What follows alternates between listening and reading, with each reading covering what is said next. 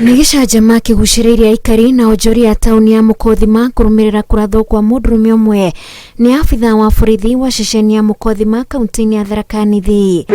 Afitha wa borithi uretwo Moha erikanite kugia na njokanirio na mwene kirabu giki mathaa-ini ma utuku iria iroimanire na mwene kirabu kumugutha nake arahiukirwo na guteng'erera mucinga na gucoka kirabu-ini giki na kurathukia rithathi igiri eja imwe irakora munyuyu urari thiini. Niliona mwenye hii klabu akitoa panga akagonga Moa panga kiasi wewe kwa mgongo. Moa kutoka na yeye kurudi akarudi kwa kizipigania karudi na bunduki akatuma risasi hapo. Riu mundurume ucio ari thibitari umwe mwena uyu akihonia nguraro cia rithathi ya nda. Ngakuota mlethi kwa gari yake.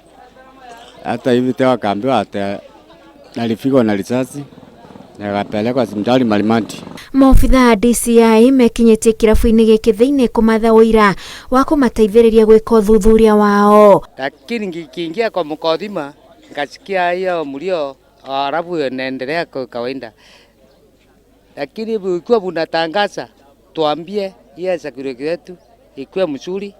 Chia askari atoke na bunduki pale akuja piga watu risasi wapi? Mbona askari atumie nguvu kupiga mtu risasi?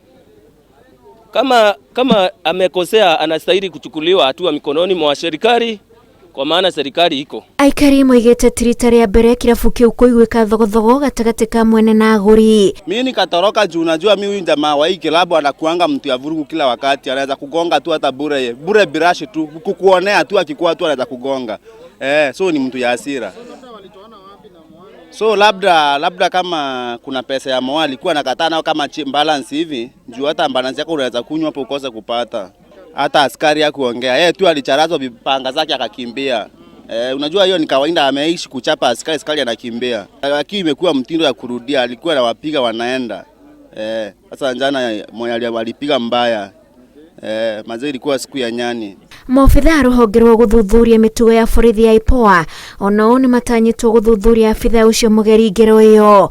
Ngiribotera Inooro TV, njĩtagwo Wanjiku wa Kimani.